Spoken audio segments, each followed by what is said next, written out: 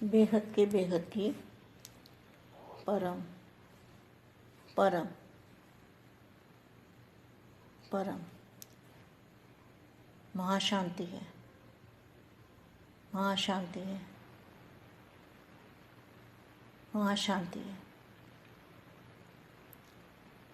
बेहद के लाडले और प्यारे बच्चे, विश्व परिवर्तन का आधार मूर्त, विश्व कल्याणकारी, स्व परिवर्तन से विश्व परिवर्तन करने वाले, हमेशा दादाजी के साथ कंबाइंड रूप में रहने वाले, लाइट हाउस पावर हाउस से कनेक्शन जोड़ के रखने वाले,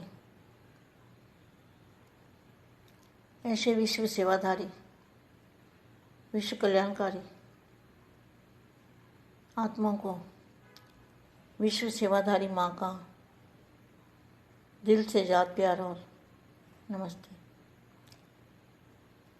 देखो बच्चों, मैं एक बात बताऊं, जब मैं वाणी शुरू करती हूँ और बेहद के बेहद की परम परम परम महाशांति महाशांति महाशांति, जब मैं बोलती हूँ तो मैं कहाँ से बोलती हूँ? लाइट हाउस पावर हाउस जो दादाजी का मूल स्थान है, वहाँ पर बुद्धि से वहाँ सोचती हूँ दादाजी की याद में, तब मैं ये शब्द बोलती हूँ। कौन सा शब्द? बेहद के बेहद की परम परम परम महाशांति है, महाशांति है, महाशांति है। तो जिस टाइम बाबा दादाजी को याद करते हैं ना मूल स्थान पर, तो उस टाइम क्या होता है? बोलने का मन नहीं करता। ऐसी स्टेज हो जाती है 1 सेकंड के लिए, 2 सेकंड के लिए, 5 सेकंड के लिए, कि इच्छा नहीं होती कि कुछ बोले और चुपचाप वही अवस्था में देखते रहें दादाजी को, और लाइट हाउस पावर हाउस से कनेक्शन जोड़ के रखें और ताकत आती रहेगी। क्योंकि करण करावन तो दादाजी है ना, करण करावन हाथ तो बापू जी है, वही करा सकते हैं, तभी मैं कर सकती हूँ, नहीं तो हम कोई भी कुछ नहीं कर सकते। अगर दादाजी की नज़र हमारे पर ना हो तो हम कोई भी कुछ भी नहीं कर सकते। ये मैं आपको बताना चाहती थी। तो दादाजी को याद करने से जो भी शब्द हम बोलते हैं या जो शब्द हम सोचते हैं, सुनते हैं, बोलते हैं, तो दादाजी की याद में रहने से वो शब्दों के अंदर बेहद की ताकत होती है और सुनने वाले को भी ताकत मिलती है और आनंद आता है। तो आप बच्चों को भी ऐसे ही करनी है मेहनत, फिर आदत डल जाएगी। मेहनत तो कोई नहीं है, आदत पड़ जाती है ना फिर। तो यहाँ देखो मैं वाणी पढ़ती हूँ, ब्राह्मण सो फरिश्ता। ब्राह्मण कब बनते हैं? जब दादाजी के बच्चे बनते हैं तब बनते हैं ब्राह्मण। और ब्राह्मण सो फरिश्ता और फरिश्ता सो देवता। यह लक्ष्य सदा स्मृति में रखो।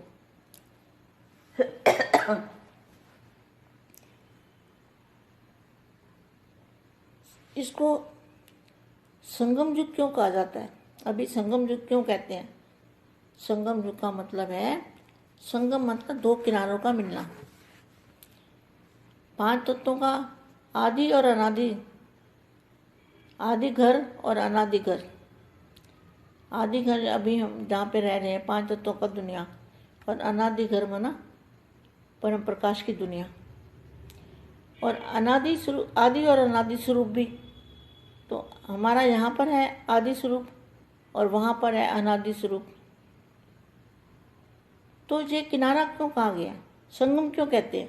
संगम इसलिए कहते हैं कि 2 किनारे हैं, एक तरफ है अनादि आदि स्वरूप, दूसरी तरफ है अनादि स्वरूप। एक तरफ है आदि दुनिया 5 तत्वों वाली और दूसरी तरफ है परम प्रकाश वाली दुनिया।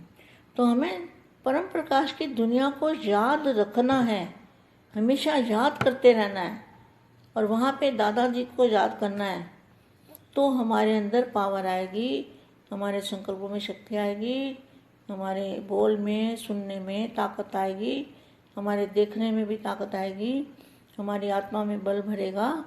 तो जो आत्मा भी हमें देखेगी, सुनेगी, सोचेगी, उसको भी महसूस होगा कि ये कोई जरूर ताकत है इसके अंदर, निसंकल्प अवस्था हमारी बनती जाती है।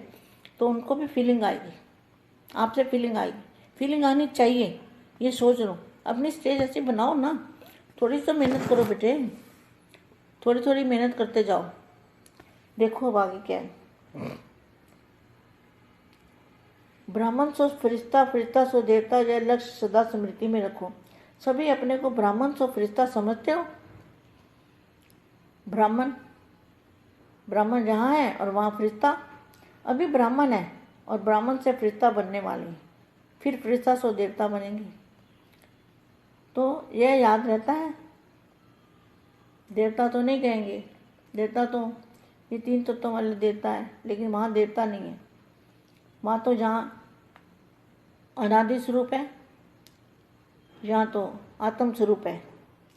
फरिश्ता बनना अर्थात साकार शरीरधारी होते, फरिश्ता बनना अर्थात साकार शरीरधारी होते हुए लाइट रूप में रहना, अर्थात सदा बुद्धि द्वारा ऊपर की स्टेज पर रहना।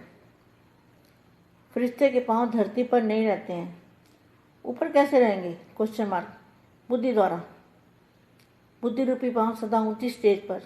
ऐसे फरिश्ते बन रहे हो या बन गए हो, ब्राह्मण तो हो ही, ब्राह्मण तो हो ही।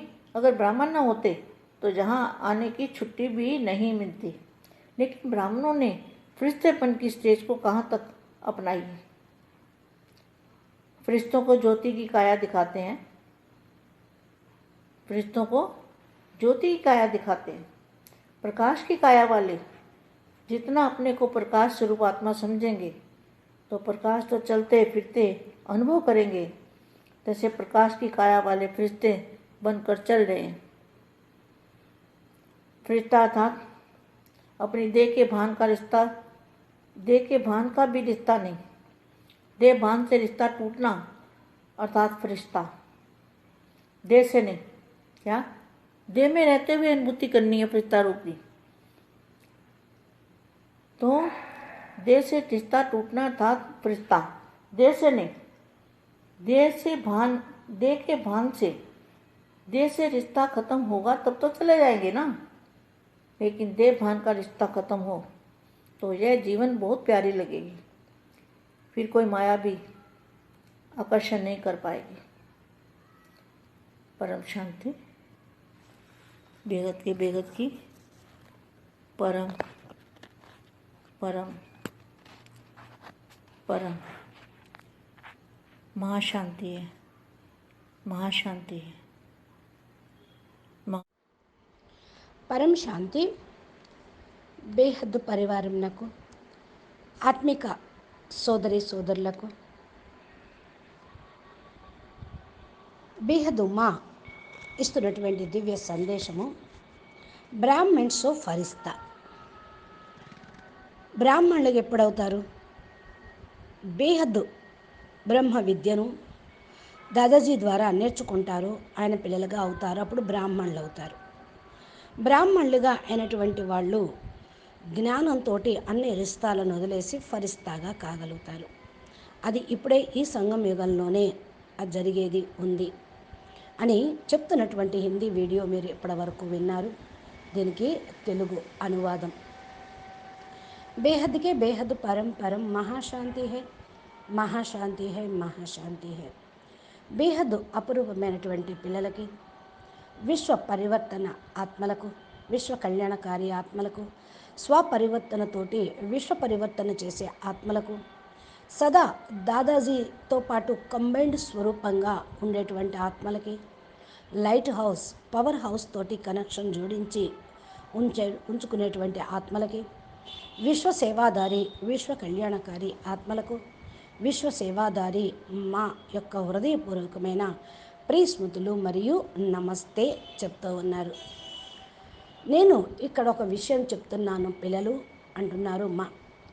ఎప్పుడైతే మనం అవ్యక్తవాణి మురళి ఏదైనా వీడియో జ్ఞానము వింటున్నప్పుడు 1 సెకండు, అర సెకండు బేహద్కే బేహద్ పరం పరం పరం మహాశాంతి మహాశాంతి మహాశాంతి అనేటువంటి మాటని సంకల్పం చేయండి.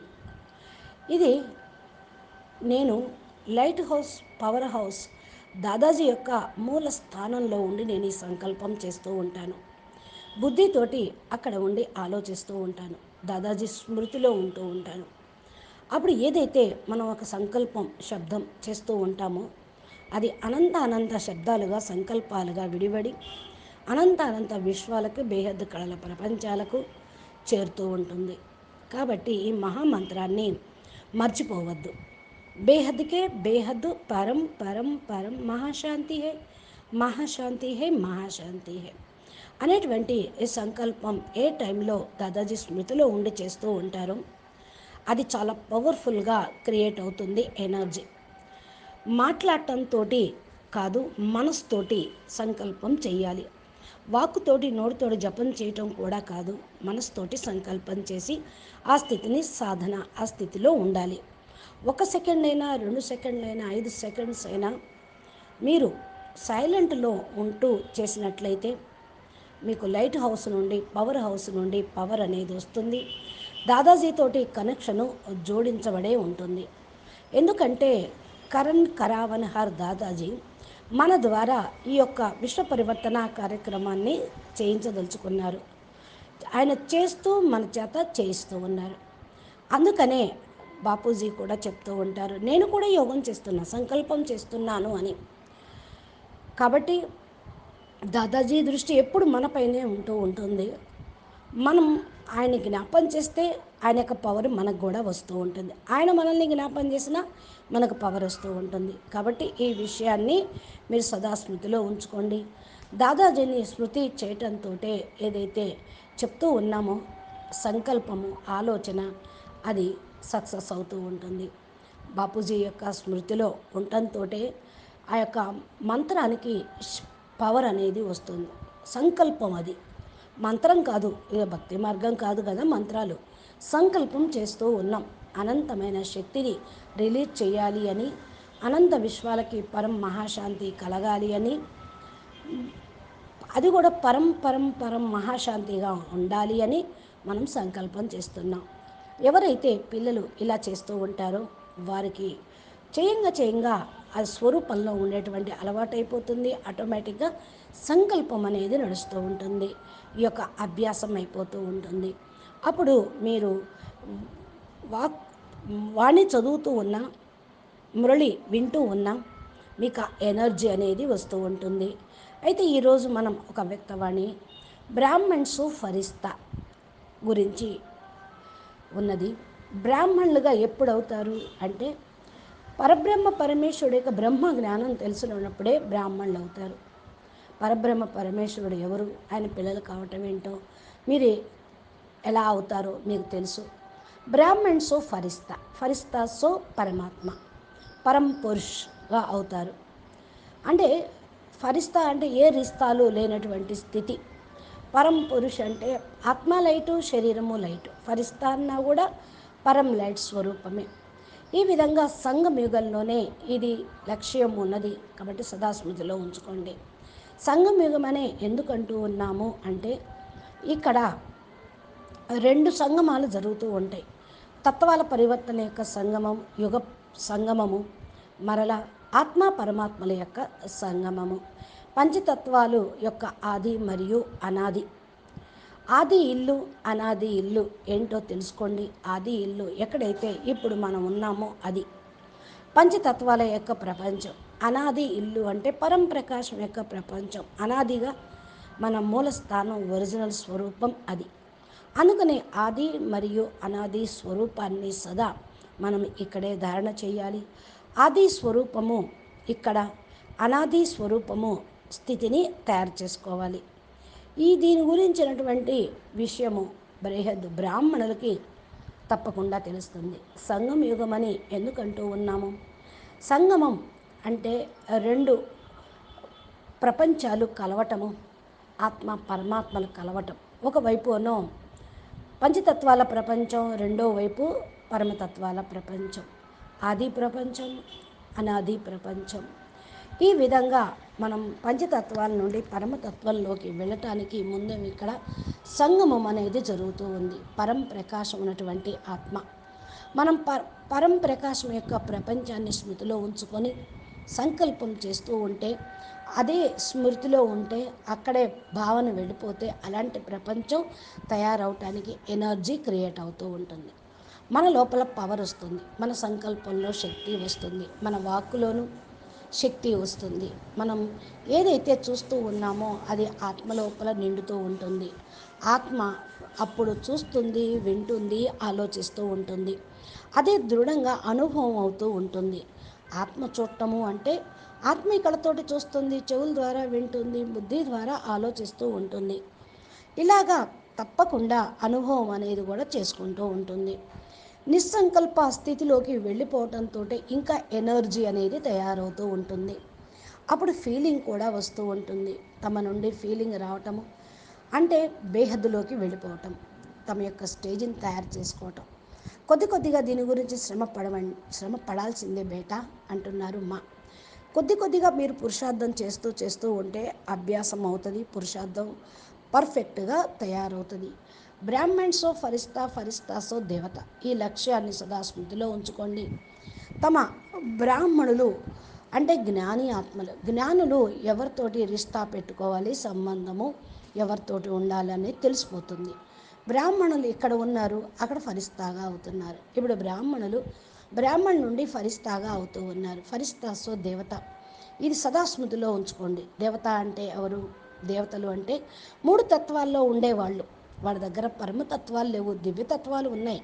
ఫరిస్తా అంటే పరం లైట్ స్వరూపాత్మలు, అనాది స్వరూపాత్మలు. ఇక్కడ మనము ఆత్మస్వరూపాన్ని అర్థం చేసుకోవాలి. ఫరిస్తాగా కావటం అంటే సాకార శరీరధారిగా ఉన్నటువంటి మనము లైట్ స్వరూపధారిగా అవుట, సదా బుద్ధి ద్వారా ఉన్నతమైన స్టేజ్లో ఉండుట.